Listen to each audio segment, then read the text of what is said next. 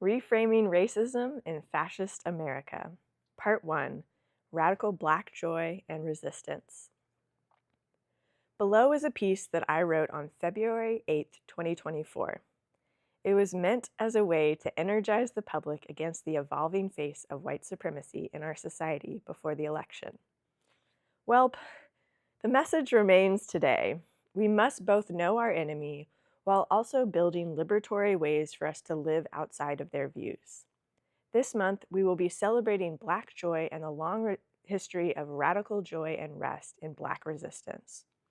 On Saturday, I sat down with some amazing sisters to talk about it. More on that next week. I have a visceral memory from 2021. The kind where you know exactly where you were and how you felt at a specific moment. I was boarding the 7 bus on Haight Street in front of Cafe International, a magical local spot, listening to the Pod Save the People podcast talk about the far right's fever dream over critical race theory. The hysteria, men are so hysterical, was so transparently an attempt to suppress the United States' racist history. If you recall, there had just been massive protests demanding a deep reckoning with our racist past and present, unlike we've seen in decades. The protests were about police violence in 2020, but they were so much more. We truly were within an awakening at a society-wide, even global level to acknowledge the systemic inequities that still seep into every aspect of our society. It would have been an unraveling of the social hierarchy as we know it, a stepping towards a completely new era in the human project. My hope at the time, and still today, is that we can step into a new era where we turn towards a collectivist and sustainable system that rejects the violent, hierarchical, and righteous social order of the past. Sadly, we never got to fully acknowledge, reckon, and shift within our institutions because of the racist backlash that followed the 2020 uprisings. The hysteria over critical race theory was the first wedge meant to undo the social progress we made in 2020, but it was not the last.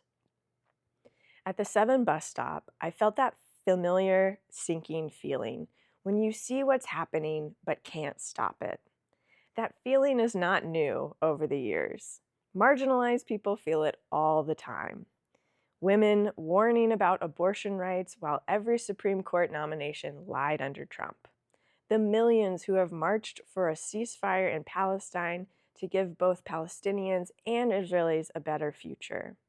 I'm sure everyone reading this can think of those moments for them. From CRT to modern slavery, I think about what felt possible then and what does now. It feels markedly different. We were passing the child tax credit, the biggest climate infrastructure bill in history, and discussing systemic solutions to police reform. Now, we are watching our institutions crumble further because of the many issues we cover in this newsletter. The media's inability to call out the threats we face, technology's further encroachment on our lives, capitalist influence over elections, and the ever-increasing wealth gap, to name a few.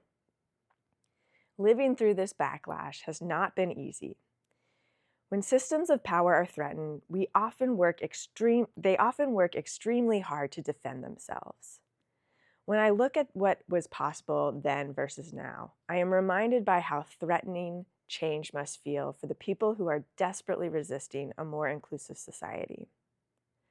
Let's not forget that while we see modern-day slavery reported in the news, we are also increasingly moving towards a non-white country, and that scares the crap out of some people. This piece of news is a perfect microcosm. The biggest brands are using forced prison labor so they don't have to pay people their worth. They are using modern-day slavery. These are brands we see spending millions on ads. McDonald's, Target, General Mills, Coca-Cola.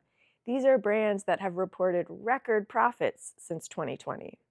At this point, these brands are stealing from us both via inflation and by using illegal labor. Cool. Greed's racist impacts. We know these brands, but do we know the prisoners who are being forced to work for a few dollars? Most people know that the prisoners are likely disproportionately Black and brown. We know this, and yet some of the biggest brands in the world are okay with exploiting this system.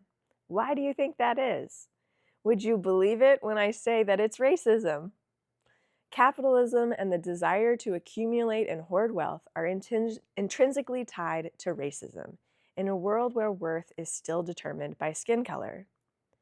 Brands know that some people will look away and justify the prison labor over the false notion that most people in prison are, quote, bad guys because of their own biases about crime. So, let's get back to the 7 bus stop.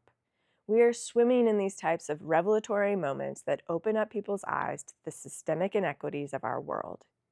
Each of these moments can be our opportunity to step back from the inevitability and create our own change. In 2021, the backlash started with CRT, and today it's ending with modern slavery. This month, in 2024, we're talking about the modern faces of white supremacy and how you can readjust our view of racism to be stronger activists. I am particularly excited about my conversation with Sharon Hurley Hall out next Monday. We dive into the waters and discuss how racism is the water, not the shark, and how that can be transformative for our inner growth. See you next week for more.